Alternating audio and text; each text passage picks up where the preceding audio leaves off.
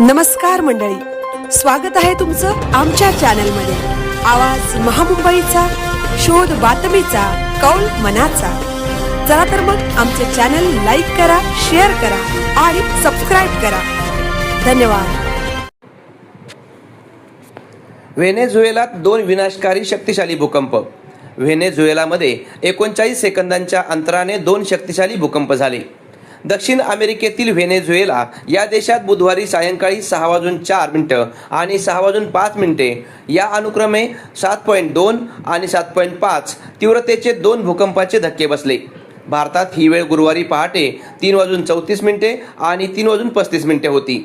भूकंपानंतर 60 सेकंद शहर हादरत होते। त्यानंतर 20 भूकंपाचे धक्केही नोंदवले गेले।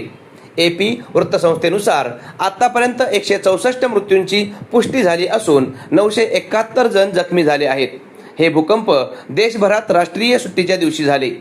1821 मध्ये स्पेन विरुद्धच्या स्वातंत्र्ययुद्धातील ऐतिहासिक विजयाच्या वर्धापन दिनानिमित्त शाळा आणि कार्यालये बंद होती, ज्यामुळे बहुतेक लोक घरीच होते।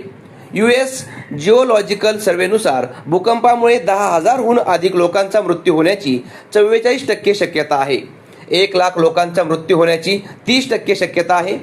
दोन्ही भूकंप राजधानी कॅराकसच्या पश्चिमेला सुमारे 290 किलोमीटर अंतरावर झाले।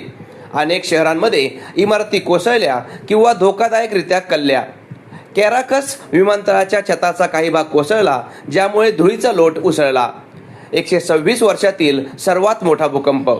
व्हेनेझुएलामध्ये गेल्या 126 वर्षांतील हा सर्वात मोठा भूकंप आहे। यापूर्वीचा सर्वात मोठा भूकंप 1900 साली 7.7 तीव्रतेचा होता। कार्यवाहक राष्ट्रपती डेल्सी रॉड्रिग्ज यांनी राष्ट्रीय आणीबाणी जाहीर केली। 27 वर्षापूर्वीला ग्वायरा शहरात भूस्खलनामुळे 15,000 लोकांचा मृत्यू झाला होता। व्हेनेझुएलाची राजधानी कॅराकस जवळील बंदर शहर असलेल्या या ग्वायरा शहराला 2 शक्तिशाली भूकंपांचा सर्वाधिक फटका बसला। 1999 मध्ये मुसळधार पावसानंतर या भागात मोठे भूस्खलन झाले होते। डोंगर उतारांवर ढिगाऱ्याखाली गाडले गेल्याने किमान 15,000 लोकांचा मृत्यू झाला। तत्कालीन राष्ट्राध्यक्ष ह्युगो चावेज यांनी सत्ता स्वीकारल्यानंतर काही महिन्यांतच हा अपघात घडला होता। हा अलीकडील अपघात डेल्सी रॉड्रिग्जने कार्यवाहक राष्ट्राध्यक्ष बनल्यानंतर काही महिन्यांतच घडला। आवाज महामुंबईचा चॅनलसाठी दिलीप निकम, मुंबई।